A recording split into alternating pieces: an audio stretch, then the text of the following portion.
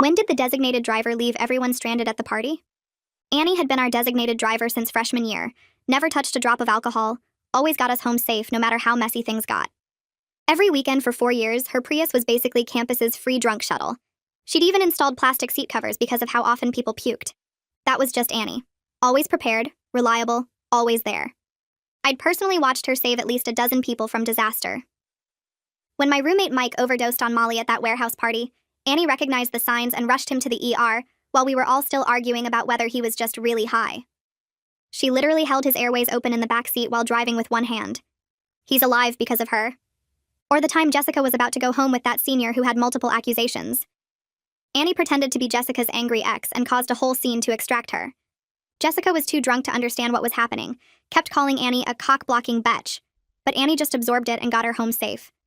She'd stopped Brad from getting a face tattoo of his ex's name at 3 a.m., physically wrestled keys from drunk drivers, talked people off rooftops, cleaned blood, puke, and other fluids I won't mention from her car without complaint. Once she literally fought off a guy who was following drunk Sarah to her car. Got a black eye for it. Still showed up the next weekend to drive us. She'd also hidden Kevin's cocoa when cops showed up to a house party, saving him from a felony that would have ended his law school dreams. Held Anne's hair during her alcohol poisoning, monitoring her breathing for 6 hours straight instead of sleeping. The night everything changed was Cameron's birthday. February 15th, freezing cold, roads already icy from an earlier storm. We'd all gone to O'Malley's downtown. Annie was there with her usual water and lime, watching everyone's drinks, keeping track of who was too far gone.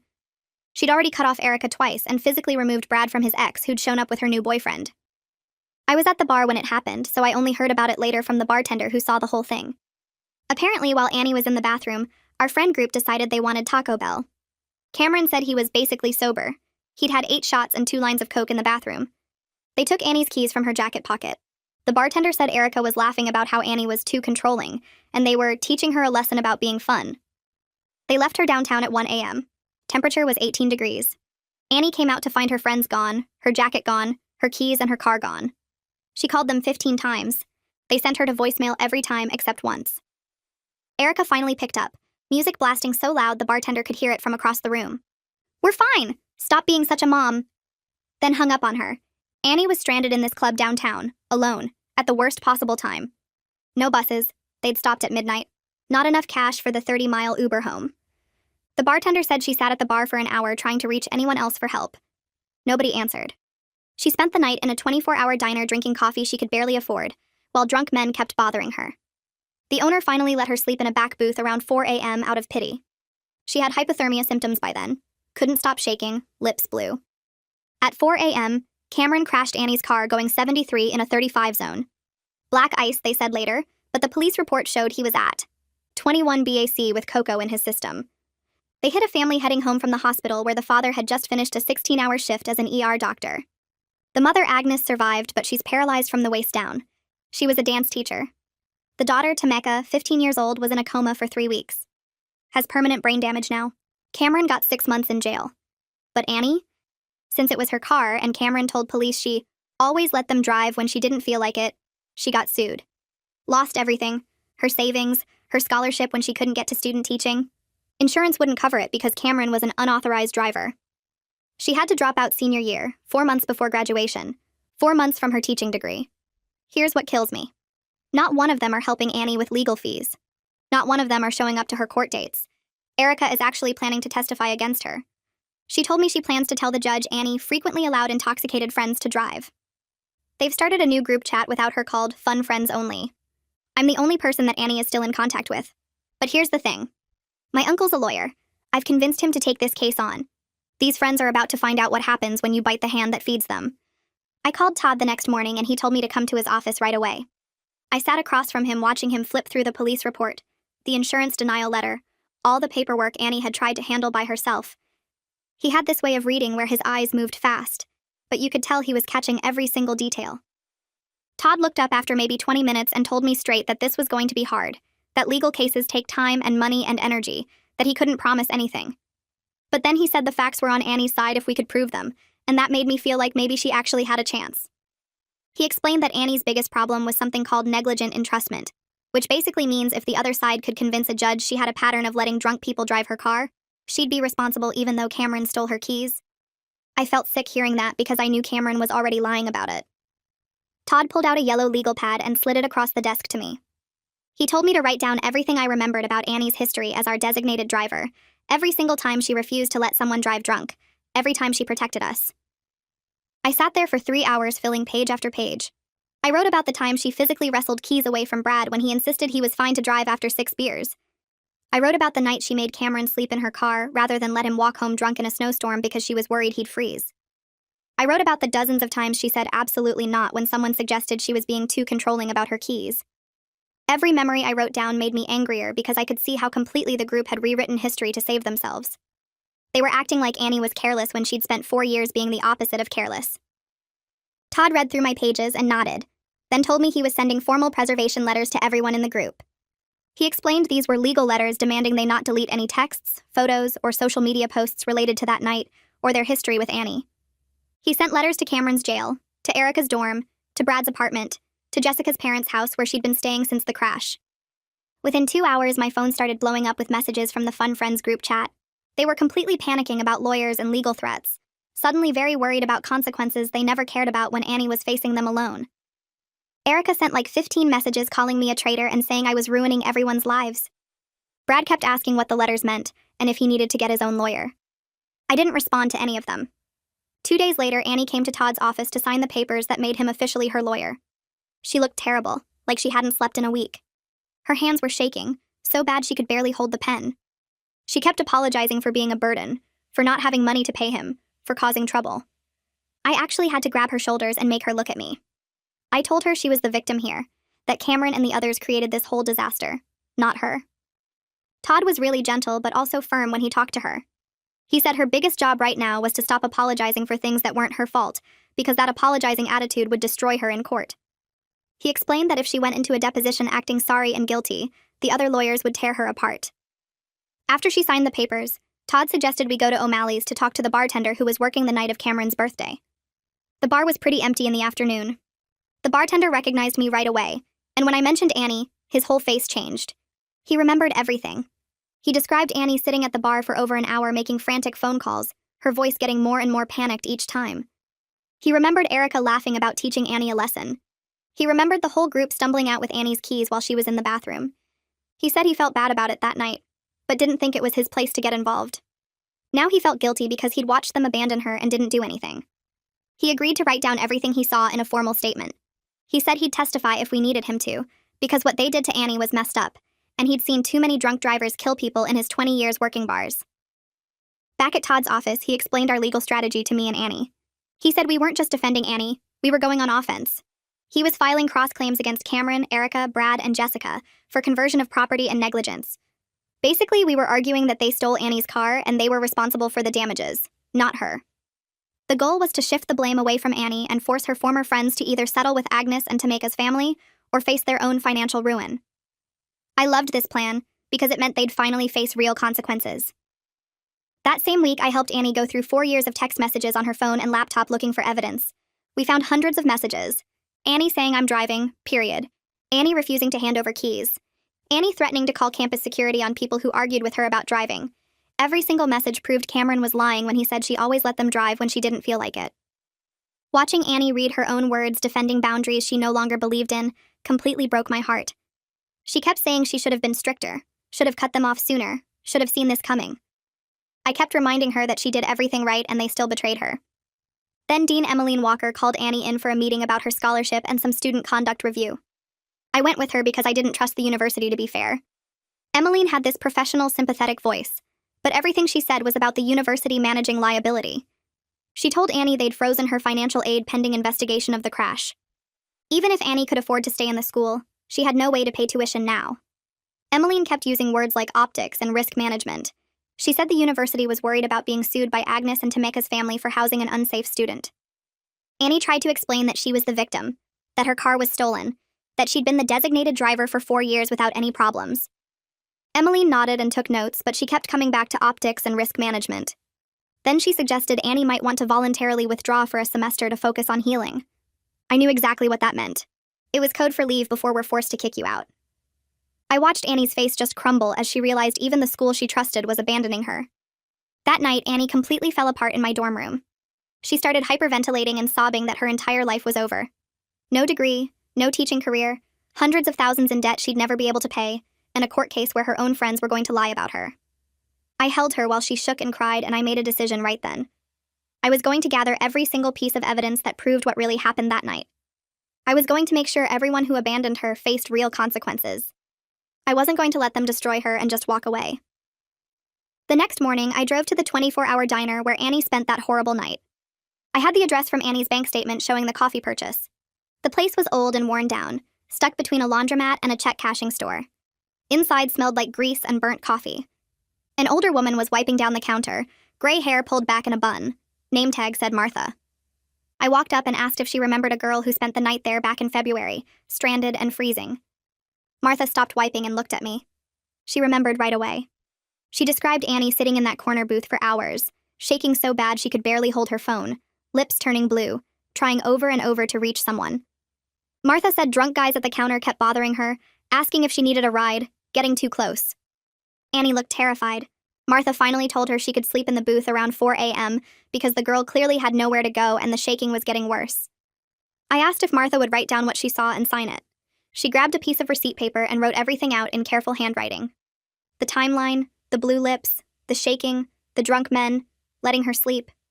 She signed it and dated it, and said what those friends did was cruel, and she hoped Annie was okay now. I thanked her and drove straight to Todd's office with the statement. This proved Annie was abandoned in actual danger while Cameron and the others were joyriding in her car. Todd read Martha's statement twice and added it to our evidence file. Then he told me he was ready to file the cross claims against Cameron, Erica, Brad, and Jessica. He'd been preparing the paperwork for days. The legal strategy was simple but brutal. We were going to argue that they stole Annie's car and were responsible for all damages, not her. Force them to either settle with Agnes and Tameka's family or face financial ruin themselves. Todd filed the cross claims that afternoon. By evening, my phone started blowing up. The legal bomb had dropped across campus. People who thought they were safe behind Cameron's jail sentence suddenly had court dates and potential liability. Erica called me at 9 p.m. screaming so loud I had to hold the phone away from my ear. She said we were ruining everyone's lives over a stupid mistake. I let her finish yelling and then told her that's exactly what she and the others did to Annie. The only difference was Annie didn't deserve it. Erica hung up on me. Brad texted asking what the hell was wrong with me. Jessica sent a message saying she couldn't afford a lawyer. I didn't respond to any of them. 2 days later, Bryce Dawson from the insurance company called Todd requesting a recorded statement from Annie about her history with the car. Todd shut it down immediately. He told me insurance adjusters look for any small thing they can use to deny coverage. One wrong word from Annie and they'd use it to deny everything forever. Instead, Todd sent Bryce our entire evidence package. The bartender's statement about the key theft. All the text messages showing Annie refusing to let people drive. Martha's statement from the diner. A formal letter explaining this was theft, not something called negligent entrustment. Todd made it clear Annie never gave permission, and Cameron stole her keys while she was in a bathroom. Bryce said he'd review everything and get back to us. That night, Annie woke up screaming in her dorm room. I ran down the hall because I could hear her through the walls. She was sitting up in bed crying and shaking. She told me she'd been dreaming she was in the car with Cameron, watching Agnes and Tameka's car coming toward them, unable to stop it. She kept having the same nightmare over and over. Every time she closed her eyes, she saw the crash happening. She was convinced that if she'd somehow prevented her keys from being taken, none of this would have happened. I sat with her and reminded her she was in a bathroom. She called 15 times trying to stop them. She did everything possible, but survivor's guilt doesn't listen to logic. Annie just kept crying and saying she should have kept her keys in her pocket, should have never left them in her jacket, should have known better. I stayed with her until the sun came up. The social media attacks started getting worse around this time. Someone created a fake account using a variation of Annie's name and started posting what they called receipts. Screenshots of group chat messages taken out of context. Posts claiming Annie was a controlling friend who emotionally manipulated everyone and weaponized being the designated driver. The posts were carefully worded to avoid obvious lies, but they painted a picture of Annie as toxic and the group's behavior as justified. I screenshot everything with timestamps showing when the account was created and when the post went up. Sent it all to Todd. He added it to our evidence file as proof of coordinated defamation. The fake account disappeared within 24 hours, but the damage was done. People who didn't know Annie started believing she was the problem. A week later, Rohit Kumar called Todd. Rohit was the lawyer representing Agnes and Tameka. The call was professional, but you could hear the tension. Todd put it on speaker so I could listen. Rohit made it clear his clients had suffered terrible injuries and deserved full payment for their damages. Medical bills were already over $400,000. Agnes would need care for the rest of her life. Tameka had permanent brain damage. Someone needed to pay for that. Todd responded that Annie was not the responsible party and had no money anyway. She was a college student who'd been robbed. Going after her wouldn't get Rohit's clients the compensation they needed. Rohit said he understood the theft defense, but his job was to pursue every possible source of recovery. They agreed to exchange evidence and keep talking. Both of them knew a trial would destroy everyone involved. I decided to reach out to Jessica. She was the weakest link in the group. I texted her asking to meet for coffee away from the others. She agreed. We met at a place off campus where nobody from the school went. Jessica looked terrible. Dark circles under her eyes like she hadn't slept in weeks. We talked for over an hour. I didn't push too hard at first. Just let her talk. She finally broke down crying and admitted she felt horrible about what happened to Annie. She described how Erica kept telling everyone they needed to stay unified. If anyone broke ranks and told the truth, they'd all face worse consequences. Jessica was terrified of being cut off from the friend group, but she was also losing sleep over lying about Annie. I could see her struggling between loyalty to the group and her conscience. She kept saying she didn't know what to do. I told her the truth would come out eventually, and lying in court had serious legal consequences beyond just moral ones. She left without making any promises, but I could tell she was close to breaking.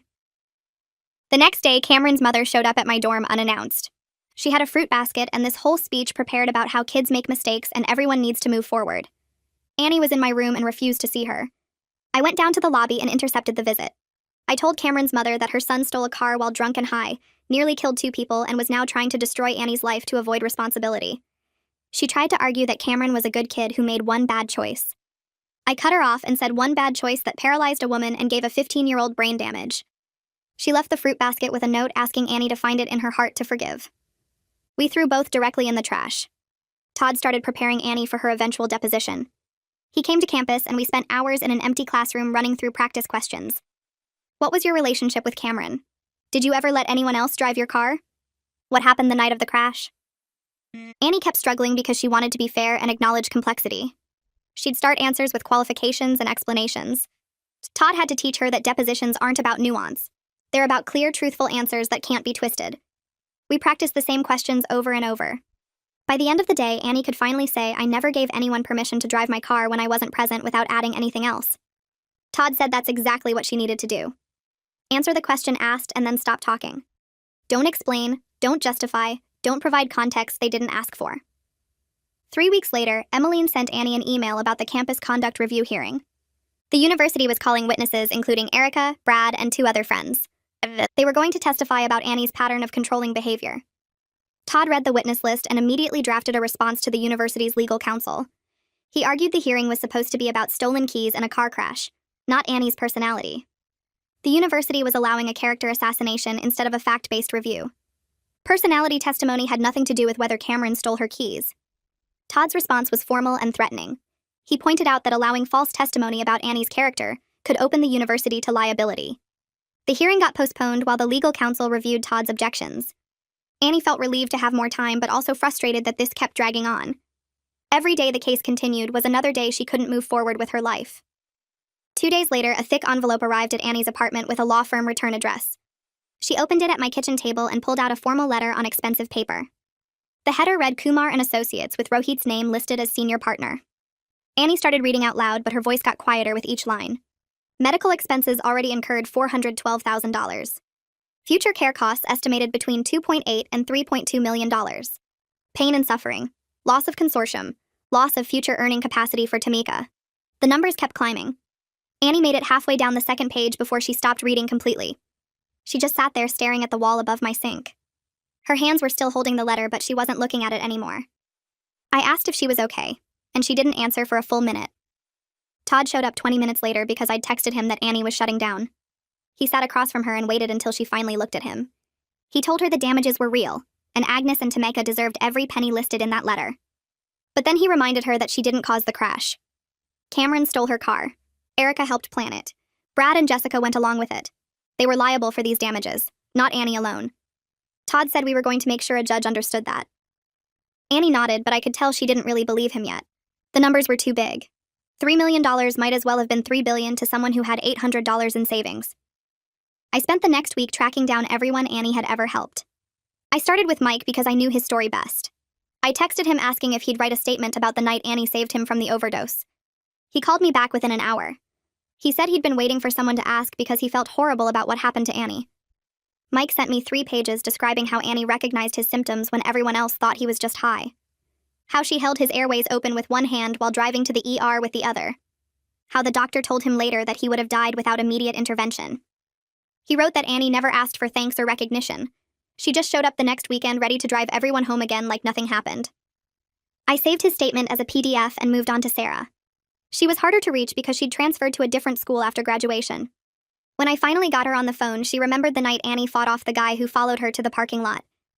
Sarah wrote about being too drunk to defend herself, about Annie stepping between them and taking a punch to the face, about Annie still driving everyone home that night even though her eye was swelling shut. Sarah said she never thanked Annie properly, and the guilt had been eating at her since the crash. Kevin was the hardest conversation because he had the most to lose from telling the truth. I met him at a coffee shop off campus and explained what we needed. He stared at his cup for a long time before agreeing to write about the night Annie hid his drugs when cops showed up. He admitted Annie saved him from a felony that would have destroyed his law school applications. His statement was shorter than the others, but it was honest. Each person described Annie as someone who protected others at personal cost. Someone who set boundaries and refused to let people make dangerous choices. Todd added all 3 statements to our evidence file. He said these witnesses directly contradicted the controlling narrative Erica's group was building. They showed a pattern of Annie consistently refusing to enable risky behavior. The confrontation with Erica happened on a Thursday in the campus dining hall. I was grabbing lunch between classes when she appeared at my table with Brad and 2 other friends I barely knew. Erica demanded I stop trying to destroy everyone's future over this. She said what happened was a tragic accident. She insisted Annie needed to take responsibility for her part instead of playing victim. I pulled out my phone and started recording without saying anything. Erica kept talking, getting louder, attracting attention from nearby tables. I waited until she paused for breath and then asked her a simple question. What exactly was Annie's part in having her car stolen while she was in a bathroom? Erica's face went red. She started to answer, but then stopped. She tried again but couldn't finish the sentence without admitting they took the keys without permission. Brad jumped in saying Annie always let people borrow her car. I asked if always meant the 15 times Annie called trying to stop them that night. If always meant Annie sitting in a freezing bar for an hour with no way home. Erica called me brainwashed. She said I was ruining friendships over legal technicalities. I asked if stealing someone's keys and abandoning them in 18-degree weather was a technicality. She didn't have an answer for that either. She just grabbed Brad's arm and walked away. The 2 friends with her looked uncomfortable but followed. I saved the recording and sent it to Todd immediately. He replied saying Erica just created evidence of her own consciousness of guilt. Annie tried going to a campus support group for students dealing with trauma the following Tuesday. She'd been putting it off for weeks, but her new therapist recommended it. The group met in a basement room in the student center. Annie texted me when she got there saying there were 8 other students sitting in a circle. The facilitator asked everyone to share what brought them to group. Annie sat through stories about breakups and academic stress and family conflict. Normal college problems. When it was her turn to speak, she opened her mouth but nothing came out. She told me later she couldn't figure out how to explain that her friends betrayed her. That she was sued for millions because someone stole her car. That her entire future was destroyed through no fault of her own. The words felt too big and too shameful to say out loud. The facilitator waited patiently, but Annie just shook her head. She grabbed her bag and left the room. I got a text from her 15 minutes later. She said she couldn't handle being around people with normal problems when her life was this broken. I told her that was okay. That she didn't have to force herself into spaces that didn't fit. She didn't respond, but I knew she'd read it. Cameron called Annie from jail on a Friday afternoon. Her phone showed an automated message that the call was from a correctional facility and would be recorded. Annie stared at the screen and let it go to voicemail. We listened to the message together on speaker. Cameron's voice sounded angry and defensive. He blamed Annie for making this worse by getting lawyers involved. He insisted he told the truth about her always being cool with people driving her car. He said she needed to woman up and deal with consequences instead of trying to destroy everyone else. The recording cut off after 2 minutes. Annie looked sick. I asked if she wanted me to delete it, but she said no. Todd needed to hear this. I forwarded the voicemail to Todd and he called back within the hour. He said he'd already requested the full recording from the jail. The facility kept copies of all inmate calls. Todd explained that Cameron's entitled attitude was perfect evidence. It showed his pattern of taking without permission and expecting Annie to absorb the fallout. The recording demonstrated that Cameron still believed Annie should just accept blame and protect him from consequences. Todd said a jury would hate that attitude. Todd filed the cross-claims the following Monday. He'd been preparing the paperwork for weeks but wanted all our evidence gathered first. The legal filing was 40 pages long. It laid out the entire timeline starting with Annie's 4-year history as designated driver. It included screenshots of texts where Annie refused to hand over keys, witness statements from the bartender and the diner owner, the voice memo of Jessica and Brad laughing about taking the keys, Annie's 15 unanswered phone calls, her abandonment in dangerous conditions while hypothermic. The filing argued that Cameron, Erica, Brad, and Jessica committed conversion by taking Annie's car without permission. It said they were jointly and severally liable for all damages resulting from the crash. Each defendant would be served with papers requiring them to respond within 30 days. If they didn't respond, they'd face default judgment. Todd explained that joint and several liability meant the plaintiffs could collect the full amount from any one defendant. It created pressure for the group to turn on each other. Someone would break eventually. The papers were served on Wednesday. Cameron got his copy in jail. Erica was served at her dorm. Brad got served at his apartment. Jessica was served at her parents' house. By Thursday, my phone was exploding with messages from the Fun Friends group chat. They were panicking, calling Todd's filing harassment, threatening to countersue. Todd told me to ignore them and save everything.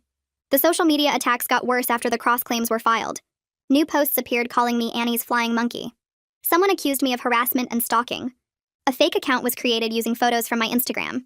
The fake account posted manufactured screenshots claiming I had a history of making false accusations against innocent people. The posts spread fast. People I'd known for years started avoiding me in hallways. My group project partners in my economics class went to the professor and asked to be reassigned. They said they didn't feel comfortable working with someone involved in such a serious legal situation. The professor agreed without asking my side. I documented everything with screenshots and timestamps. I reported the fake account to campus security and to the social media platforms. Campus security said they'd investigate, but it would take time. The platform said the account didn't violate their terms of service because it wasn't directly threatening me. I sent everything to Todd anyway. He added it to our evidence file showing coordinated defamation. He said the fake account and manufactured evidence could support claims for intentional infliction of emotional distress if we wanted to pursue it. I told him I just wanted it to stop. He said it probably wouldn't until the case was resolved. People who felt cornered lashed out. Emmeline called Annie in for another meeting 2 weeks after the cross-claims were filed. Annie brought Todd this time. Emmeline suggested Annie withdraw from the university for her own well-being. She said it would allow the legal process to unfold without campus complications. Annie asked what would happen to her scholarship if she withdrew. Emmeline admitted it would be permanently forfeited. She couldn't reapply even if she wanted to return later. Todd asked Emmeline to explain the campus complications she was concerned about. Emmeline talked about publicity and potential liability, about other students feeling unsafe. Todd pointed out that Annie hadn't been charged with any crime. She hadn't been found responsible for the crash by any authority. The people who actually stole her car and caused the crash were still enrolled and attending classes. How exactly did forcing the victim to leave while the perpetrators stayed constitute fair treatment? Emmeline said the situation was complicated. Todd said it seemed pretty simple to him. He told Emmeline he'd be sending a letter to the university's legal counsel about potential discrimination. Annie left that meeting shaking, but also angry in a way I hadn't seen before. She told me she was done being pushed around by people who should have been protecting her. Charity contacted Annie the next week. She introduced herself as a victim advocate with the county attorney's office. She explained she worked with crime victims and their families to explore options beyond traditional criminal justice. Charity said Agnes had expressed interest in a restorative justice process. She wanted to meet with Annie if Annie was willing. Charity explained that restorative justice focused on accountability and healing, rather than just punishment. It would give Annie a chance to hear directly from Agnes about the harm caused. It would give Agnes a chance to ask questions and express her pain. Annie asked if she had to participate. Charity said absolutely not. This only worked if everyone chose it freely. Annie was quiet for a long time. She finally said she was terrified to face Agnes, but she also desperately wanted to take real responsibility. Not for causing the crash because she didn't give Cameron permission, but for how her car was used to hurt people. Charity said that distinction was important and they could work with it. She sent Annie information about the restorative justice process and gave her 2 weeks to decide. Annie spent the next week drafting an apology letter to Agnes. She wrote it on her laptop in my apartment because she couldn't focus in her own space. The first draft was 3 pages long and full of legal disclaimers. Annie kept trying to explain she didn't give permission while also expressing remorse. Todd read it and told her it sounded like a legal brief. Annie deleted it and started over. The second draft was too emotional. She apologized for everything, including things that weren't her fault. Todd said it could be used against her in court to show she accepted responsibility for the crash itself. Annie got frustrated and closed her laptop. She asked how she was supposed to acknowledge the harm without admitting legal fault. Todd said that was exactly the challenge. He told her to focus on the undeniable truth. Her car caused devastating harm to Agnes and to Mecca. She felt profound sorrow for their suffering. She was committed to participating in whatever accountability process was appropriate. Annie wrote 5 more drafts over the next 4 days. Todd reviewed each one. They went back and forth on specific phrases. By the end of the week, they had a final version. It was honest and humble. Annie acknowledged her car was the instrument of harm. She expressed deep sorrow for Agnes's pain. She committed to facing the consequences and participating in healing. She was clear she didn't give Cameron permission, but she didn't hide behind that fact. She owned what she could own. Todd approved it for legal safety. Annie printed it out and sealed it in an envelope. She gave it to Charity to deliver to Agnes. Then she waited to see if Agnes would agree to meet. Agnes agreed to the meeting 3 weeks later. Charity called Annie to set up the date and time. Annie spent those 3 weeks in a weird limbo between the restorative justice process and the lawsuit that was still grinding forward. Todd warned her that Agnes agreeing to meet didn't mean the lawsuit would go away. The legal system and the healing process existed on separate tracks. 2 days after Agnes confirmed the meeting, Todd called with bad news. Rohit had filed a motion to freeze all of Annie's bank accounts and assets. Todd explained that Rohit was arguing Annie might try to hide money before judgment to avoid paying damages. Annie laughed when Todd told her this. She had exactly $800 in her checking account. That was it. No savings account, no investments, no secret stash of cash. $800 was literally everything she had left after paying rent and buying groceries. Todd said it didn't matter how little she had. The motion would still freeze her accounts until the judge ruled on it. Annie felt panic rising in her chest. Those $800 were supposed to last her 2 more weeks until her next paycheck from the remote tutoring job. Without access to that money, she couldn't buy food or pay for gas or handle any emergency. Todd filed an emergency response the same day. He attached Annie's bank statements showing her financial situation. The statements painted a brutal picture. Annie had been living on ramen and pasta for weeks. Her last grocery purchase was $32. Before that, $28. Her biggest expense was rent at $450 for a tiny room in a shared house off campus. Todd's response argued that freezing Annie's accounts would cause immediate and irreparable harm. She needed that money for basic survival. The judge granted a temporary stay while reviewing the motion. Annie could access her money for now, but the threat hung over her head. The emergency hearing got scheduled for the following week. Annie couldn't sleep the night before. She kept checking her bank app on her phone to make sure the money was still there. $800 had never felt like so much and so little at the same time. The hearing took place in a small courtroom with just the judge, Rohit, Todd, and Annie present. Rohit stood up first and made his argument. He said Annie came from a middle-class family and might receive financial support from her parents that she could hide. He argued the court needed to protect his client's ability to collect on any future judgment. Todd stood up and presented Annie's bank statements on a screen. He walked through every transaction from the past 3 months. Groceries, rent, gas, phone bill, everything was there in black and white. Todd pointed out that Annie had already depleted her savings paying for basic needs after losing her scholarship. She was living paycheck to paycheck from a minimum wage tutoring job. There was nothing to hide. The judge reviewed the statements carefully. She asked Rohit if he had any evidence that Annie was receiving family support or hiding assets. Rohit admitted he didn't have evidence but said it was a reasonable precaution. The judge looked annoyed. She ruled that Rohit could freeze any assets above $5,000, but had to leave Annie enough to meet basic living expenses. Since Annie only had $800, the freeze wouldn't affect her current account. It was a small victory, but Annie felt like she could breathe again. She could at least eat while the case continued. After the hearing, I drove to the diner where Annie had spent that horrible night. Martha was working the morning shift. I explained who I was and what I needed. Martha remembered Annie immediately. She described how Annie had come in around 1 in the morning shaking, so badly she could barely hold her coffee cup. Her lips had been blue. Her hands were ice cold when Martha touched them to check. Martha said she'd seen hypothermia before, and Annie had clear symptoms. I asked Martha if she would sign a formal statement describing what she saw. Martha agreed without hesitation. She said what those kids did to Annie was wrong, and she'd be happy to help set the record straight. Todd drafted an affidavit based on Martha's account. The affidavit described Annie's physical condition in detail. Blue lips, uncontrollable shaking, visible hypothermia symptoms. It included the timeline of Annie being there from 1 in the morning until dawn. Martha also described the drunk men at the counter who kept bothering Annie and how scared she looked. One guy had tried to buy her drinks. Another had asked for her number 3 times. Martha had to tell them to leave Annie alone. The affidavit established 2 critical facts. First, Annie had been in real danger that night. Second, she had zero control over what was happening with her car.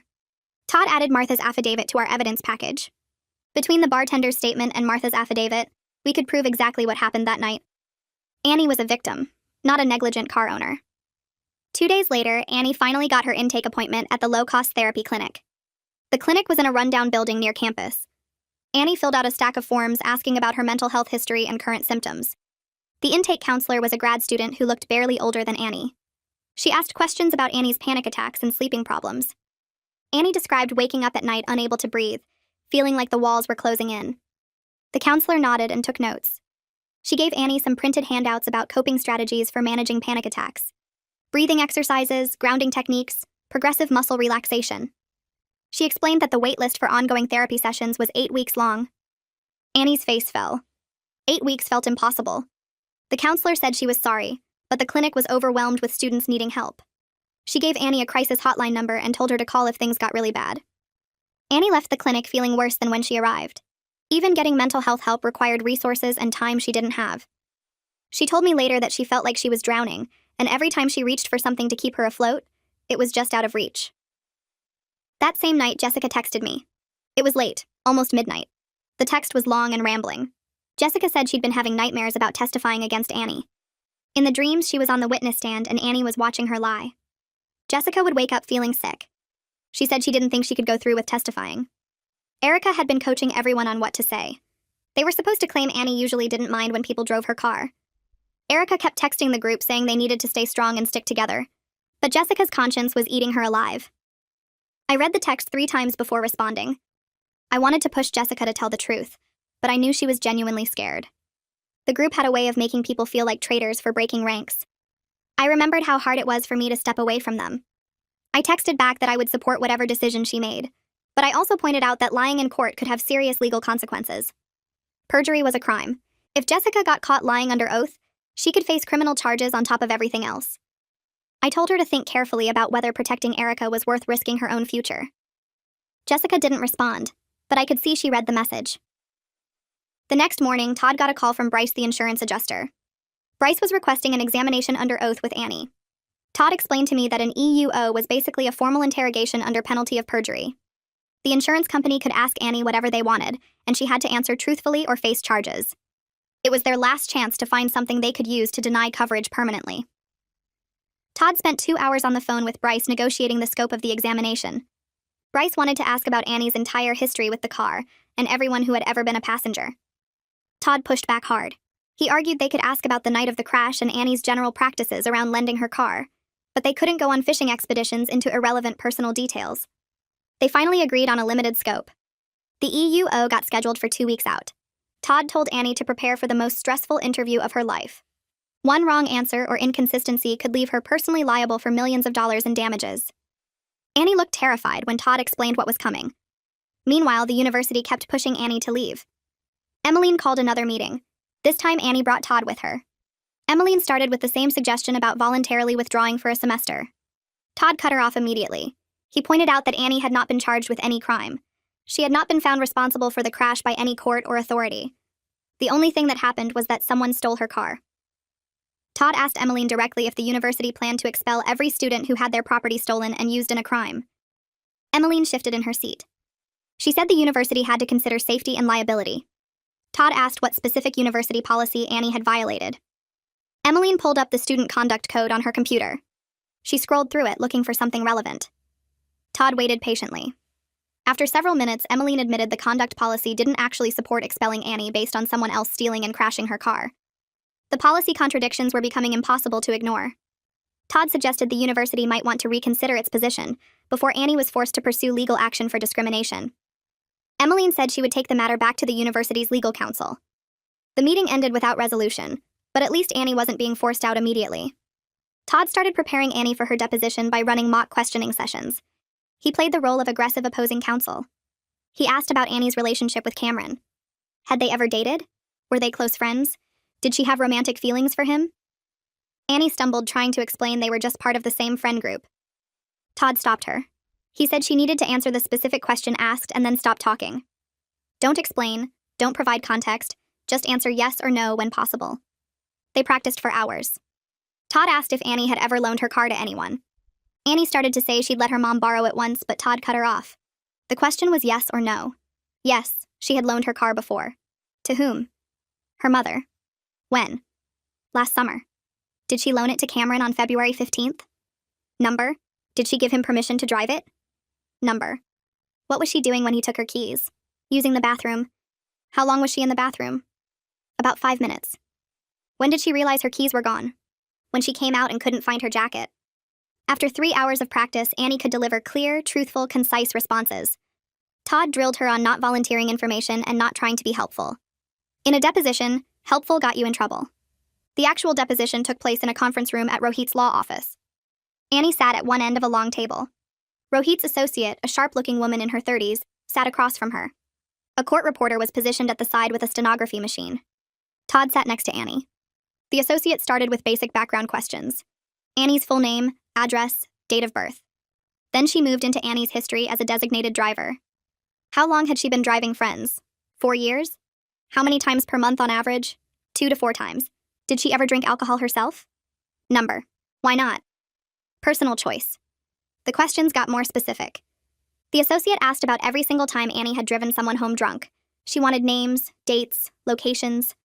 Annie provided what she could remember. The associate was trying to establish a pattern of Annie being around drunk people and enabling their behavior. But Todd had prepared for this. Every time the associate suggested Annie was enabling, Todd objected and clarified. Annie wasn't enabling drunk driving. She was preventing it by being the designated driver. After 2 hours, they took a break. Annie's hands were shaking.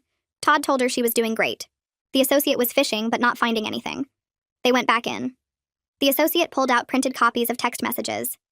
These were the messages Todd had submitted showing Annie refusing to let people drive drunk. The associate asked Annie to confirm these were her messages. Annie confirmed each one. The associate asked why Annie was so controlling about her car. Todd objected to the characterization. The associate rephrased. Why did Annie refuse to let others drive her car when she wasn't present? Annie said because it was her car and her insurance and her responsibility. The associate asked about Cameron specifically. How many times had Cameron asked to drive Annie's car? Annie said maybe 5 or 6 times over the years. How many times had she said yes? 0. Why? Because he drank heavily and she didn't trust him. The associate leaned forward. So Annie knew Cameron had a drinking problem? Yes. And she still went to bars with him? Yes, as his designated driver. Did she ever try to stop him from drinking? No, she just made sure he got home safely. The associate was trying to paint Annie as someone who enabled Cameron's drinking. But the text showed the opposite. Annie had clear boundaries. She drove people home, but she never let them drive her car. The critical moment came 3 hours in.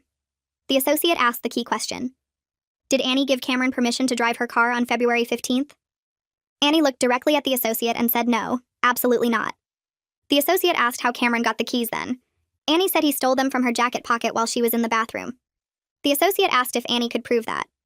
Annie said yes, the bartender witnessed it, and there were text messages showing she called Cameron 15 times trying to stop him. The associate asked why Annie left her keys in her jacket. Annie said because she was in a bathroom for 5 minutes and didn't expect her friends to steal from her. The associate asked if Annie accepted any responsibility for what happened. Todd objected immediately. That question called for a legal conclusion. The associate withdrew it. The deposition wrapped up after 4 hours. Annie was exhausted. Todd told her she did exactly what she needed to do. The theft narrative was now on the record under oath. 2 days after the deposition, Todd got a call from Rohit. It was off the record, just 2 lawyers talking. Rohit said the text messages had significantly complicated his case against Annie. He was still required to pursue maximum recovery for his clients, but he admitted a jury might find the theft defense compelling. Rohit suggested that if the other defendants' depositions supported Annie's version of events, there might be room for a mediated settlement. One that didn't destroy Annie financially. Todd thanked him for the call and said he'd be open to settlement discussions if the terms were fair. After he hung up, Todd called me. He said this was the first real indication that we might get out of this without Annie being buried in debt for life. Rohit was starting to see Annie as a victim instead of just a deep pocket to pursue. It wasn't over yet, but at least there was a path forward that didn't end in total financial ruin. 2 days later, Annie texted me a link to the local news website. The headline said, "Mother and daughter face long road to recovery after crash." I clicked it and immediately felt sick.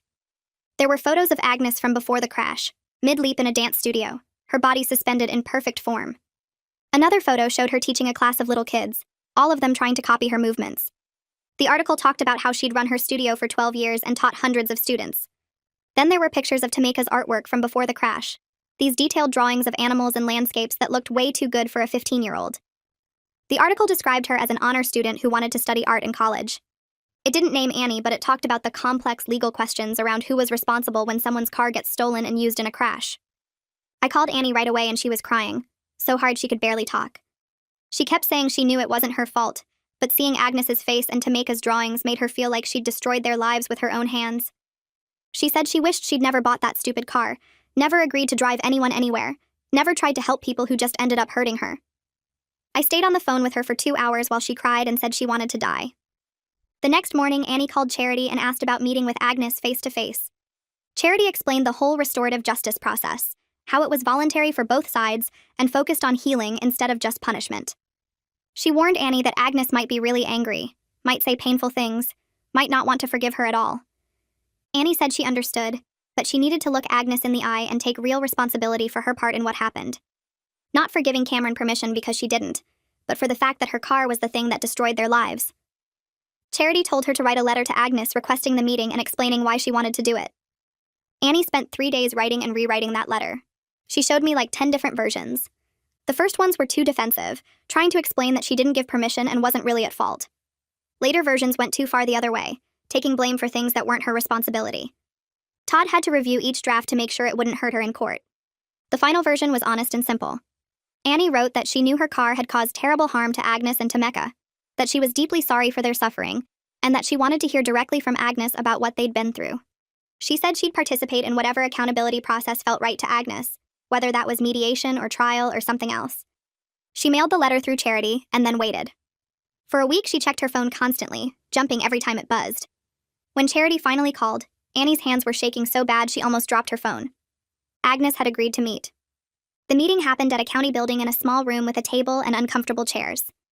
Charity sat between Annie and Agnes, explaining the ground rules. Agnes rolled her wheelchair up to the table and looked at Annie with this expression I can't even describe. Not quite anger, more like exhausted grief. She asked Annie why her friends had access to her keys if she was so careful about not letting people drive drunk. Annie explained that she kept her keys in her jacket pocket and only left them for 5 minutes while she was in the bathroom.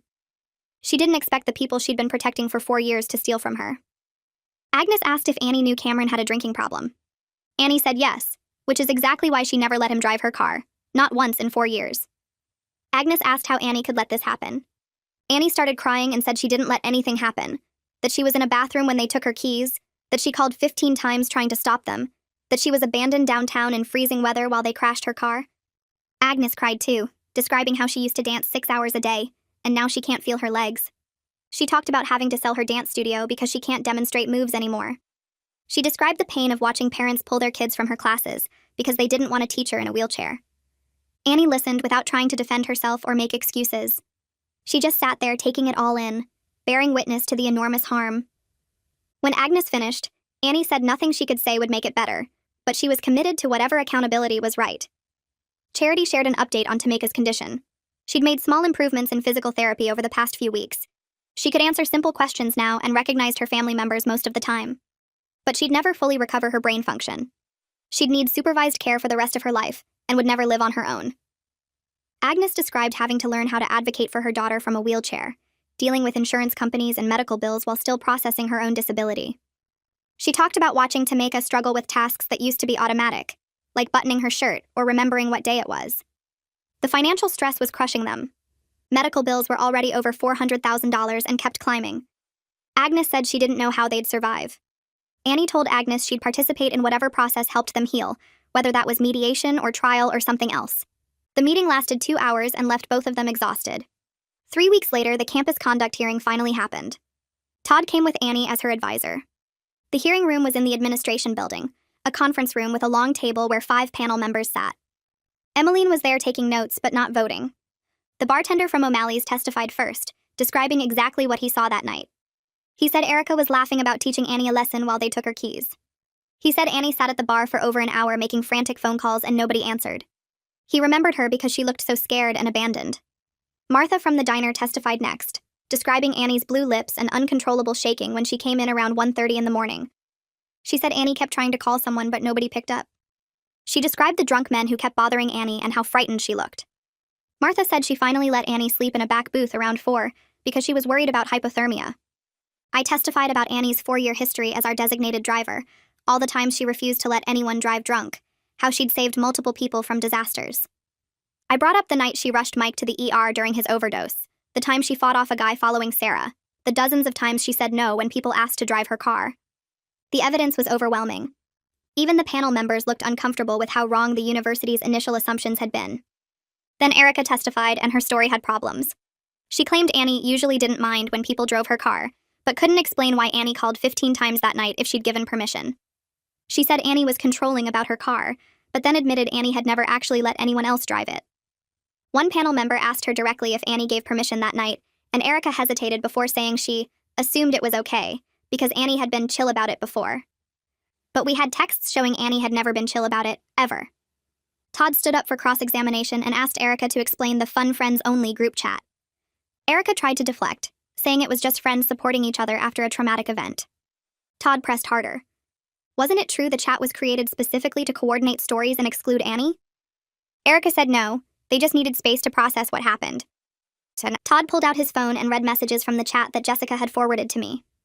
Messages about staying unified and not breaking ranks and making sure everyone tells the same story. The panel members started taking notes. Erica's face went red and she said those messages were taken out of context. Todd asked what context would make coordinating false testimony acceptable. Erica didn't have an answer. One panel member asked if the chat was created before or after Annie hired a lawyer. Erica admitted it was after. Another panel member asked why they needed to coordinate their story if they were just telling the truth. Erica stammered something about being confused and scared. Her credibility was destroyed. After the hearing, Jessica found me in the hallway outside. She was crying and said she couldn't do this anymore. She told me she'd recorded a voice memo on her phone the night of the crash. I could hear her and Brad in the background laughing about taking Annie's keys and teaching her not to be such a mom. She said she'd kept it hidden because it proved they'd planned the whole thing and made everyone look terrible. But her guilt was eating her alive and she couldn't sleep anymore. I grabbed her arm and took her straight to Todd's office. He made her play the recording 3 times while he took notes. You could hear Jessica giggling and Brad saying something about Annie needing to lighten up. Someone else, maybe Erica, said, "She'll be fine. We'll bring the car back." Then Cameron's voice saying, "I'm totally good to drive. I only had like 6 shots." More laughter. The timestamp showed it was recorded at 12:47 a.m., right before they left O'Malley's. Todd asked Jessica if anyone forced her to make the recording, or if she'd edited it in any way. She said no, she'd just been recording random moments from the night like she always did at parties. She didn't even remember making it until she was going through her phone a week later. Todd asked if she'd share it voluntarily as evidence. Jessica nodded and signed a form giving permission.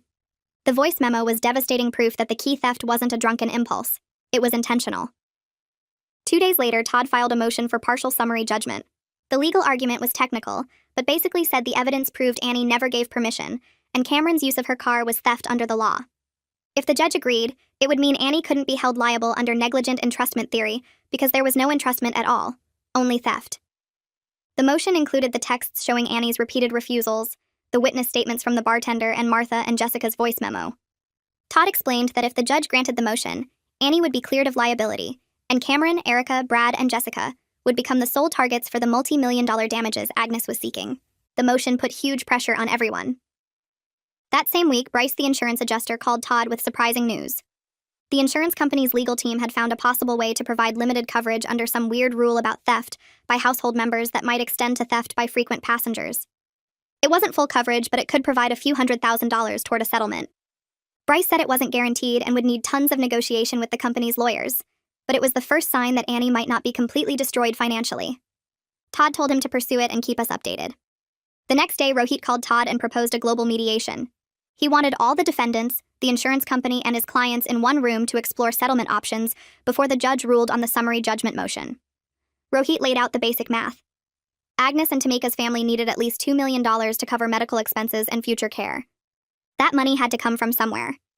If Annie got cleared by the summary judgment motion, Cameron and the others would have to pay everything, and they didn't have that kind of money. If the motion got denied, Annie would be on the hook, but she didn't have money either. The only way everyone avoided total financial ruin was if they worked together to find a solution. Todd agreed to mediation. He told me later it was Annie's best chance to cap her liability at something she could actually survive, instead of facing a judgment she could never pay. The night before mediation, Annie showed up at my dorm room at 11 p.m., and I could tell immediately something was wrong. Her hands were shaking so bad she couldn't unlock her phone to show me something. She sat on my floor and just started crying. Not the quiet kind, but the gasping, hyperventilating kind where she couldn't catch her breath. I got down next to her and put my hand on her back while she rocked back and forth, saying she was going to lose everything over and over. She kept saying she'd spend the rest of her life paying for a crash she didn't cause, that nobody would believe her, that the mediator would side with Agnes because Agnes actually got hurt, and Annie just had stolen keys. I stayed on that floor with her for 2 hours while she went through every worst-case thing that could happen. Around 1 a.m., I started going through our evidence out loud, making her listen to each piece. I reminded her about the text where she said no to lending her car 15 different times. I told her about the bartender who saw Erica laughing about teaching her a lesson. I played Jessica's voice memo where they're literally joking about taking her keys. I showed her Martha's statement about finding her with blue lips and hypothermia symptoms. Every time Annie started spiraling again, I'd bring her back to the facts, the actual evidence we had. By 3 a.m., she was exhausted but calmer, lying on my floor staring at the ceiling. She told me she was ready to face whatever happened because at least she fought back instead of just accepting blame she didn't deserve. I made her sleep on my bed while I took the floor, and in the morning she looked like hell, but she was steady. The mediation happened at a conference center downtown with these long hallways and rooms with numbers on them. They put each party in a separate room, so we couldn't see Erica or Brad or Jessica or anyone else. The joint session happened first in this bigger room with a long table. Rohit stood up and described Agnes and Tameka's injuries in detail that made my stomach hurt. He talked about Agnes being a dance teacher who'd never dance again, about Tameka's brain damage and how she'd need care for the rest of her life. He said someone needed to be held accountable for their suffering, and the harm was real and permanent. Todd went next and laid out the timeline of the theft, showed the texts and the voice memo, made it clear Annie was a victim that night too. But he also acknowledged that Annie's car was the thing that hurt Agnes and Tameka, and Annie was willing to participate in a fair resolution that actually distributed responsibility to the people who caused it. The mediator was this older guy who used to be a judge, and he had this calm voice that made everything feel less scary. He explained how shuttle diplomacy works, how he'd go back and forth between rooms carrying offers and information. Then everyone split up into their separate spaces. In our private room, Todd spread out all our evidence on the table. He showed the mediator every text where Annie refused to let someone drive, every witness statement from people who saw what happened that night, Jessica's voice memo where she and Brad are laughing about taking the keys, the bartender's account of Annie being abandoned downtown. The mediator read through everything really carefully, taking notes and asking questions about specific details. After like 40 minutes, he looked up and admitted the theft defense was way stronger than he thought when he first took the case. He told us that if this went to trial, there was a real chance Annie would win on liability, but trials cost a ton of money and take forever, and you never know what a jury will do. He asked Annie what outcome she could actually live with, and she said anything that didn't leave her in debt for her whole life, and that acknowledged the truth of what happened. The mediator nodded and left to go talk to Rohit's side. He came back maybe 30 minutes later and sat down with this serious expression. He said Agnes's biggest concern right now was medical expenses and future care, not punishing people. She needed money immediately for home modifications, so she could actually get around her house in a wheelchair, for medical equipment, for Tameka's ongoing therapy and rehabilitation. The emotional justice of making sure the right people got blamed mattered to Agnes, but her practical reality was that she needed resources no matter where they came from.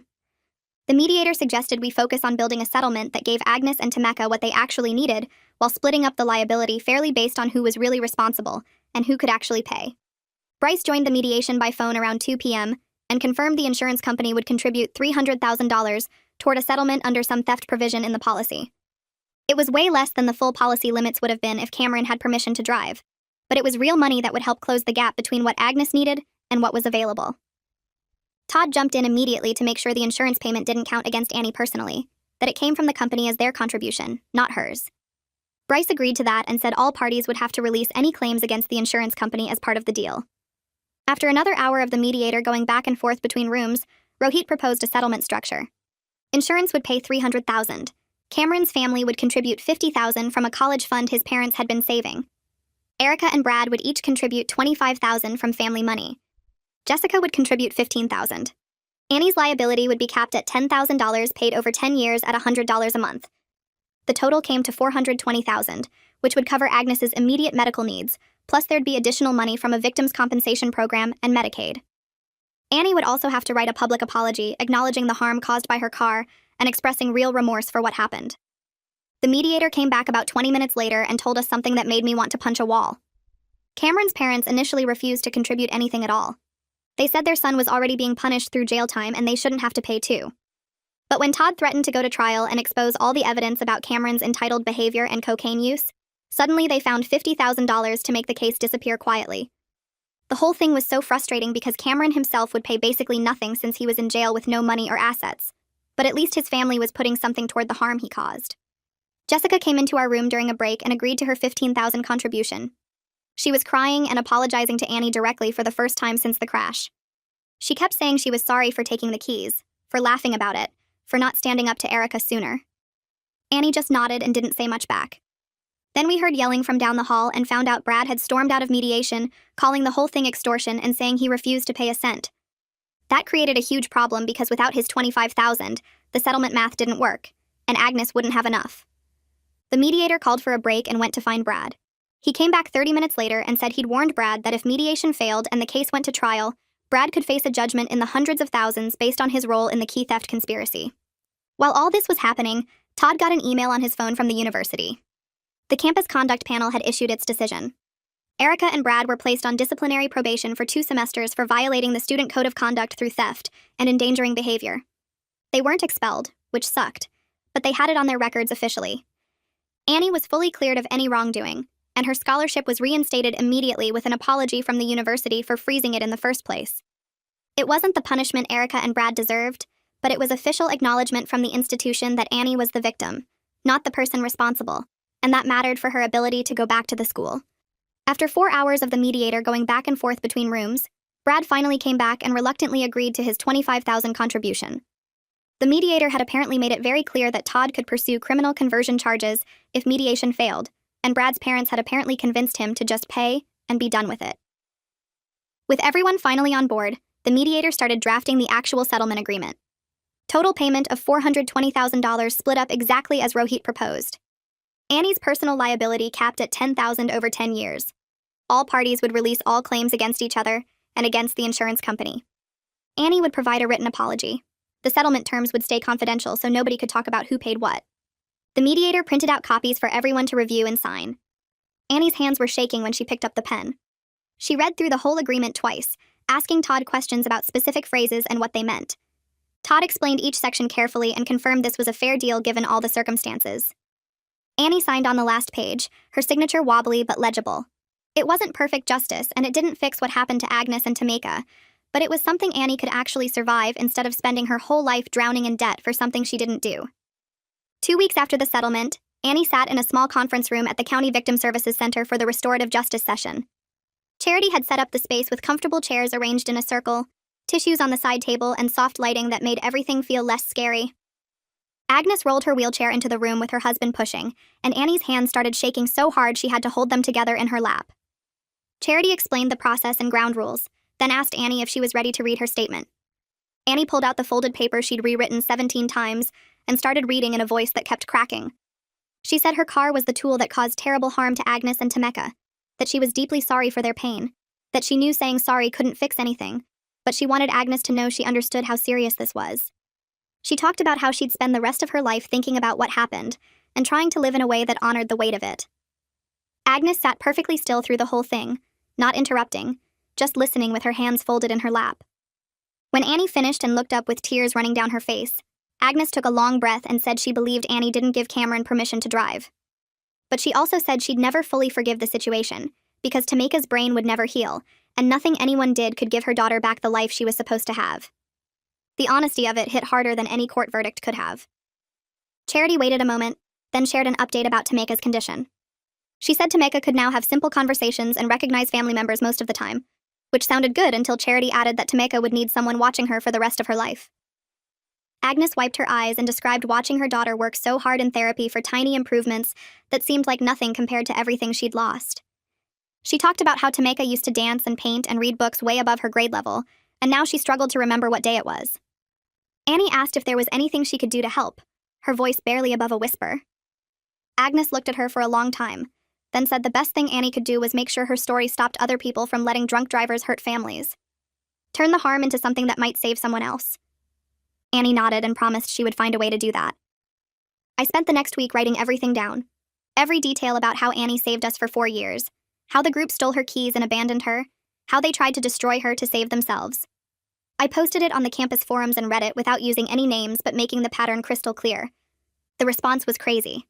Hundreds of people commented with their own stories about being used as designated drivers, about friends who took advantage, about getting blamed for things that weren't their fault.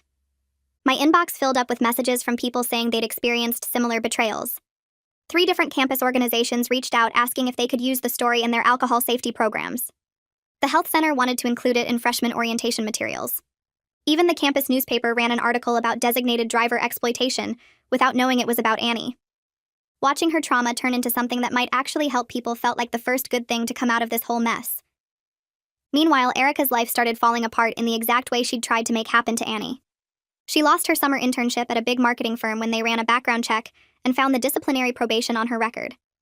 She posted this long, angry thing on social media about cancel culture and how one mistake was ruining her entire future. She wrote about how unfair it was that people wouldn't give her a second chance, completely missing that she'd spent months trying to destroy Annie's chances at any future at all.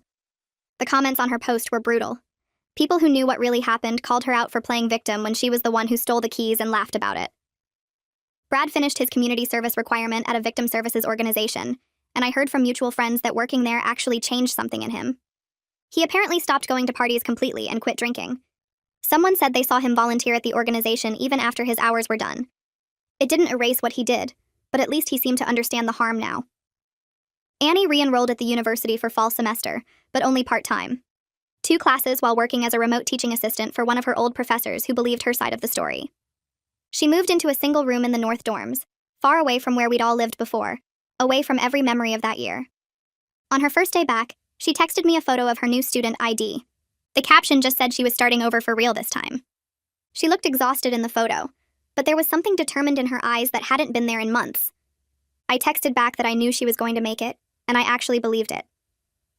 Todd finished handling all the settlement paperwork, and then called both of us to his office with an idea. He wanted to turn everything that happened into a campus safety workshop about consent and boundaries, and how to intervene when friends made dangerous choices.